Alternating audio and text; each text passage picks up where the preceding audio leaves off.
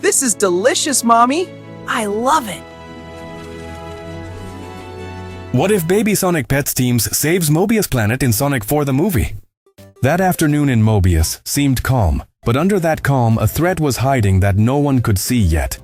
Baby Sonic ran through the natural circuits of the planet with the innocence of someone who does not understand danger. His small feet barely touched the ground, while the wind brushed his blue quills.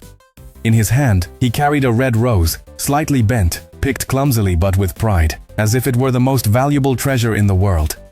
He laughed while running, without imagining that each step was taking him farther from the only safe place he had. When he reached the house, he went in without stopping and lifted the flower with a wide smile, hoping to surprise the one he loved the most. Longclaw looked at him with tenderness, but also with a worry she could not hide. She took him between her wings and held him close to her chest, while telling him that he could not keep running alone through the circuits of Mobius, that it was dangerous, that he had to stay at home with his little siblings because that was the only place where he could be protected. Her voice was soft but firm, like that of a mother who loves and fears at the same time. She carried him to a large cardboard box that she had adapted as an improvised crib. Inside were Baby Knuckles, who even while sleeping kept his fists closed, Baby Tails hugging his two tails, Baby Amy Rose carefully fixing her blanket, and Baby Shadow, motionless, with a stillness that seemed deeper than normal.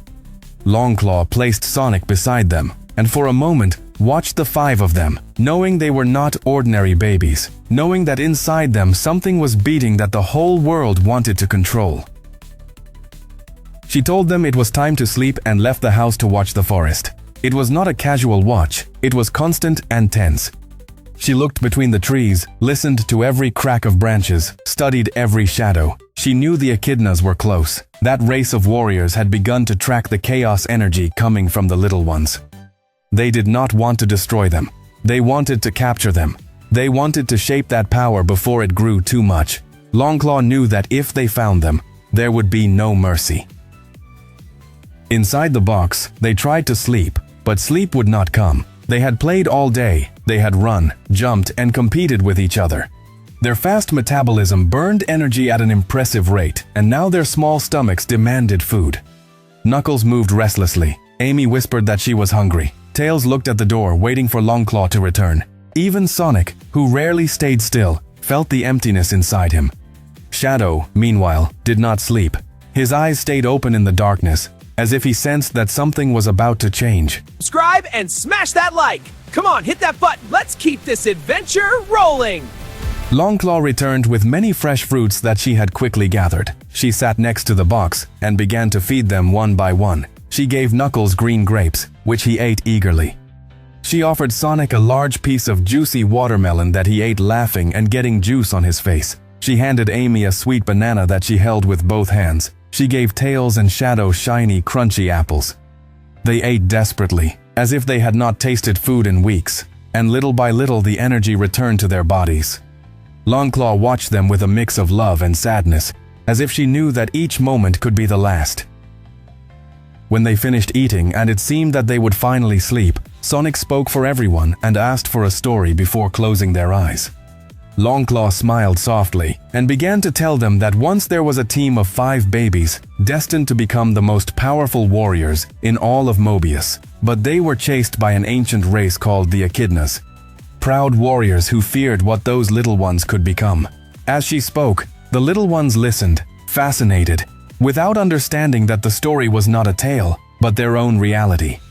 And just when she mentioned the name of the echidnas, the windows exploded with a deafening crash, and arrows pierced the walls, making it clear that the story had just become real. Without losing a second, Longclaw spread her wings and covered the 5 little ones inside the box. The arrows hit her feathers hard, some getting stuck, others falling to the ground. She endured the pain without making a sound, protecting them with her own body.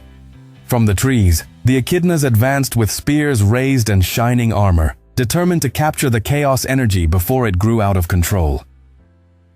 The warriors ran over the branches with impressive agility, surrounding the house and closing every possible exit.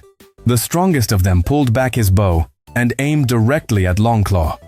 There was no hatred in his eyes, only determination. For them, Those babies were not innocent, they were future threats. If they grew up, they could change the balance of the planet. And for that reason, they had to be captured or eliminated that very night. Longclaw took the 5 little ones and flew out through one of the broken windows. She headed north, toward a hiding place she had secretly prepared for an emergency like this. The wind hit her face as she held the babies tightly, trying to gain height, but the strongest warrior shot an arrow with deadly precision. The arrow cut through the air and struck her. Her flight became unstable, and she finally fell among the trees of the forest, hitting the ground hard. The little ones cried desperately, calling her, holding onto her wings. They told her they did not want to lose her, that they could not stay without her. Longclaw, with tears in her eyes and her voice broken, assured them that they would not lose her as long as they carried her in their minds and in their hearts, that she would always be with them even if they could not see her. She knew she did not have much time.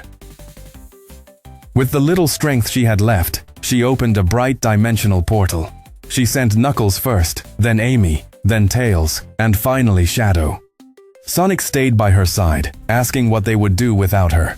She looked at him deeply and told him that now everything depended on him, that as the strongest he had to protect his little siblings. She explained that she would send them to the house of a human from planet Earth named Lord Dona, a kind-hearted man she had watched for years. She told them to trust him and to live without fear. Then, she gently pushed Sonic toward the portal, and the light surrounded him. They woke up inside a cardboard box in front of an unknown house on Earth. They remembered nothing of what had happened.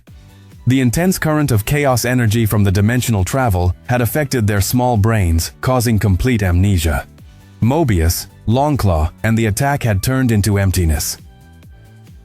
The door opened, and Lord Dona came out, curious after hearing noises. When he saw the box and discovered the 5 little ones, he was surprised, but he did not feel fear. He carefully picked them up, gently stroked them, and spoke softly. Even though they were afraid at first, they felt immediate peace at the touch of his hands. He took them inside and fed them milk using droppers, then bottles. As the days passed, they began eating pancakes and fried chicken all around the house, leaving mess and laughter behind them.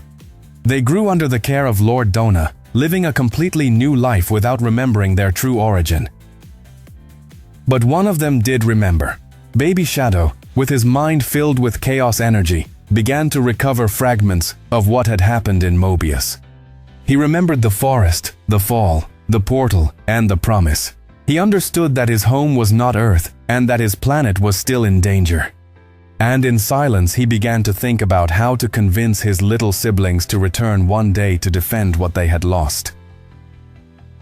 And so, without remembering the forest, the arrows, or the sacrifice that saved them, the baby Sonic pets grew up laughing in a world that was never truly theirs. But destiny does not disappear, just because memory does. Deep inside their small hearts, the chaos energy still pulsed, waiting for the moment to awaken completely. One day, the truth would rise like a storm, and the 5 innocent babies who once hid in a cardboard box would remember who they really are. Not just lost children from another planet, but the last hope of Mobius.